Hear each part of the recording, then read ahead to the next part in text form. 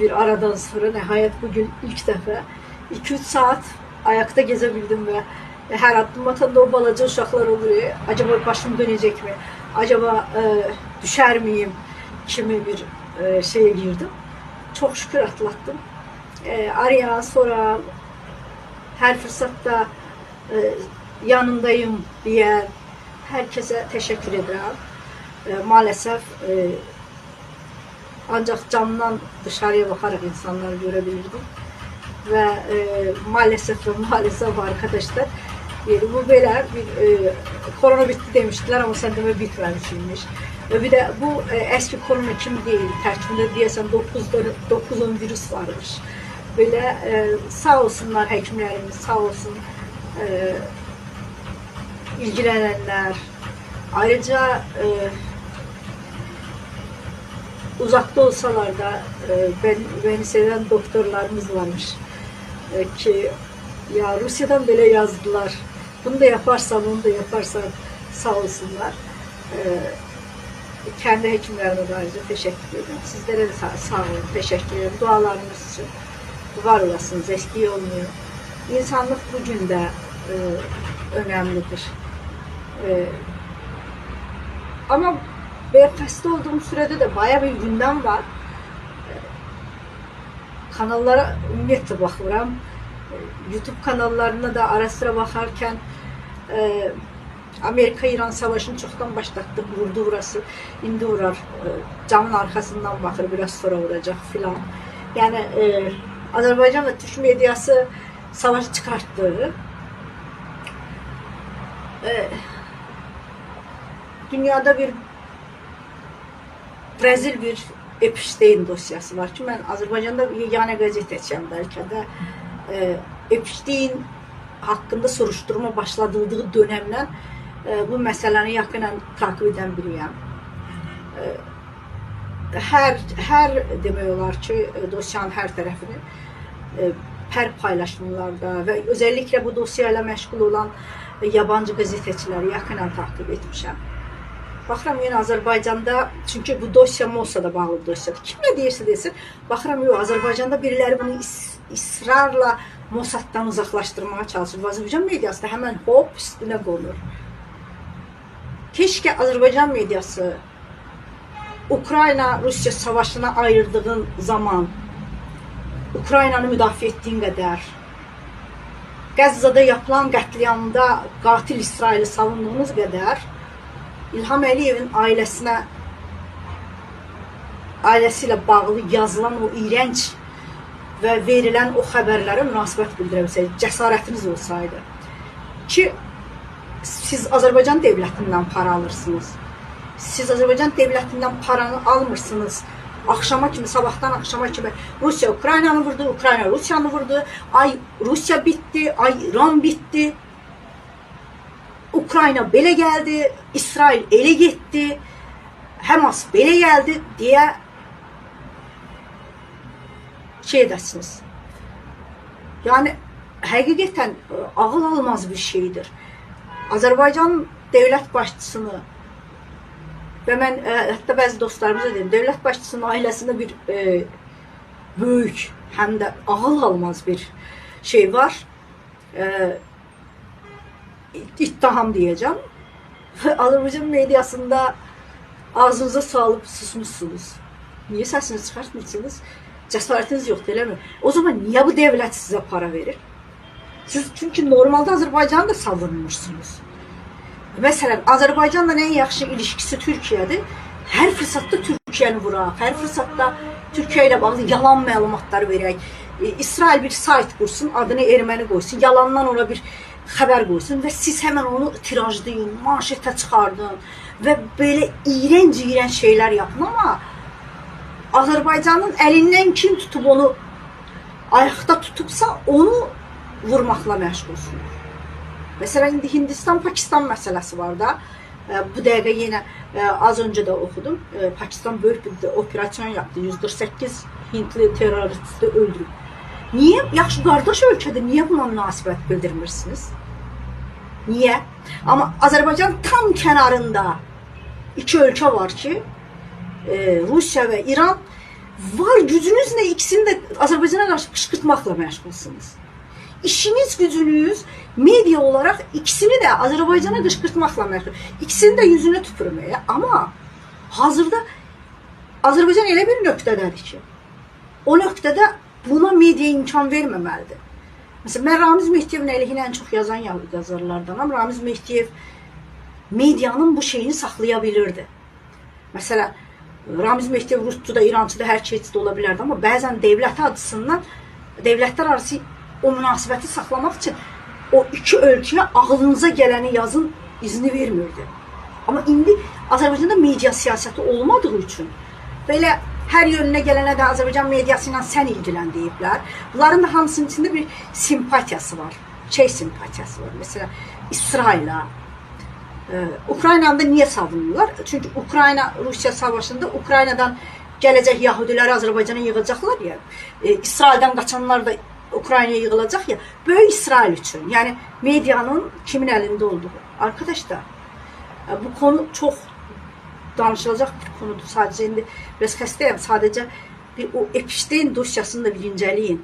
O belə Azərbaycan xalqına təqdim etdiyiniz Avropası, Amerikası, möhtəşəmdilər filan dedikləriniz var ya, onların nə qədər əxlaqsız olduğunu Azərbaycan xalqına göstərin. Özənməsinlər onlara.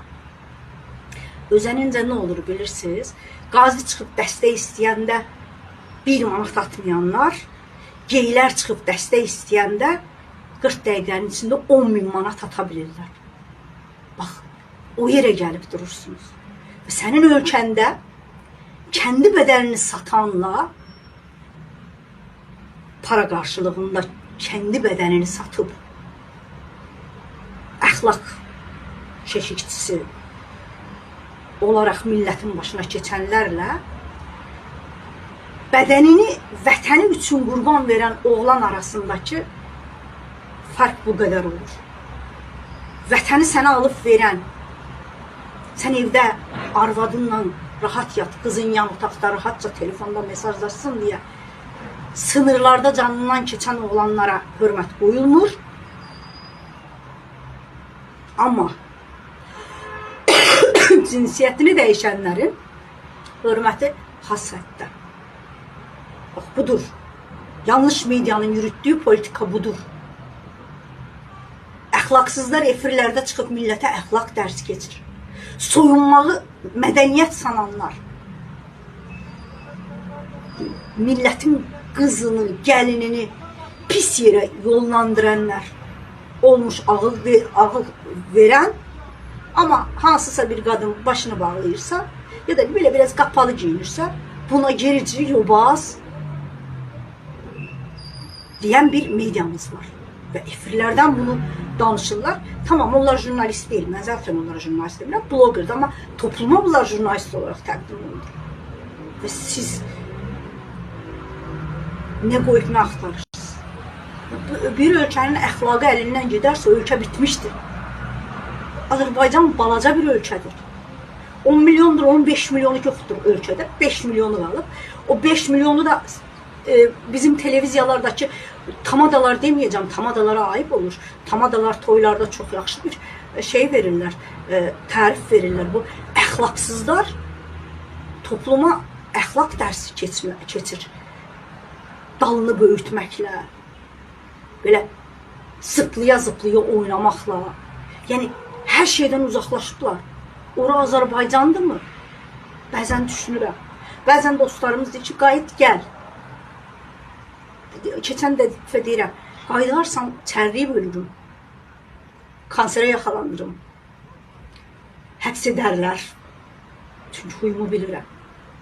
Və mən kütlə mənə alqış tutsun, çoxlu bəyanı alım ki, o kütlənin alqış tutması bəyanı da deyil, onu da sizə deyim. Bu ayrı bir mövzudur, təbii ki, bunu da danışacağız zaman zaman.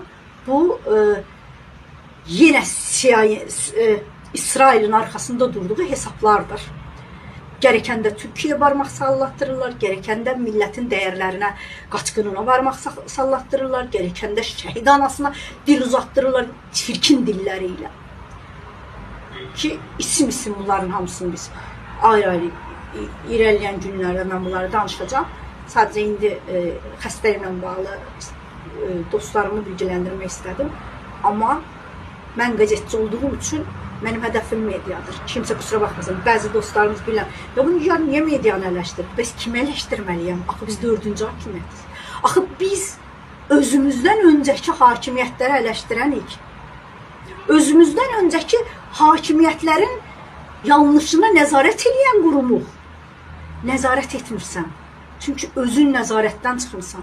Çünki yoxsan. Çünki səni gömüblər. Bilmirəm, 99-cu il idi ya, 89-cu il idi. 99 ya 98. 99-cu il idi. Baş redaktorlar Həsən bəy Zərdabinin məzarı üstündə qazetləri gömdülər. Xatırlayırsınız mı? Azad sözü gömürük dedilər. İndi azad sözü gömdülər. İndi gömüldü. Yoxdur azad söz. İsrail'in izni olmadan, Mossad'ın izni olmadan, Soros'un izni olmadan, Türkiye düşman olan ne varsa, Azerbaycan'a düşman olan ne varsa, İslam'a düşman olan ne varsa, onların izni olmadan kimse hiçbir şey danışmır. Değerler yok edilir. Aile değerleri yerlerde sürünür. Ve siz böyle ölkələrlə müqayisə etmeyin özünüzü. Bayaq dediyim kimi 5 milyon olur. 5 milyonu yox etmək çox rahatdır. Türkiye'nin İstanbul'unda, İzmir'inde kimse lüt çırpaq gəzə bilər. Ama Türkiye'nin bir Anadolusu var. Ve Selçuklu döneminde de, Hitler döneminde de, Osmanlı döneminde de, Cumhuriyet döneminde de o Anadolu ne kadar üzerinde oynarlarsa oynasınlar, ne kadar təpinərlərsə təpsinsinlər, ailə dəyərini, vətən sevgisini, bayraq sevdasını qoruyur. Ama Azərbaycan avuç içi boydadır. Azərbaycanın televiziyasında axmaq bir yox, 3 zaur bir dəfə havlayanda bütün dəyərlər yox edilir. Bir dənə səyidəsi çıxıb orada içi boş-boş danışanda ya da xoşdədəm oraya hardansa sokaktan tutup gətirdiyini oraya çıxardıb hamileyim falan filan içi boş, əxlaqsız bir programı sunduqda 5-10 kişini kaybedirik. Və buna adiləşdirirlər. Və biz bunu durdurmalıyıq. Bunun durduracaq tek yol mediadır. Mediamız ise dediğim gibi ölüb, yoxdur media. Və buradan Azərbaycan prezidentinə müraciət edirəm. Bir media quruluşu qurun. Amma indi o medianı yönetənlərin əlinə verməyin. İndi mediada olanların hiçbirini oraya almayın. Rəşad Məciddən, onun ağa babalarından ya da o şeydə olan, ne bileyim, teleradyo şurasında olanlardan mədət ummayın. Bunlar Azərbaycanın değerlerini yok ettiler. Azərbaycan medyasını yok ettiler. Həqiqi yazarların önünü kəsdilər. Lütfen. Axı bizde çok güzel gazetler olub. Bizde çok yaxşı müstəqil televiziyalar olub. Xəbər ajansımız olub. Qaytarın əvvəlki aynisi. Qaytarın əvvəlki APANı. Qaytarın əvvəlki Ekspresi. Qaytarın. Qoyun müxalifətimiz de olsun, iktidarımız da olsun, ama müstəqil medyamız olsun. Ne olursunuz? Qaytarın bunları.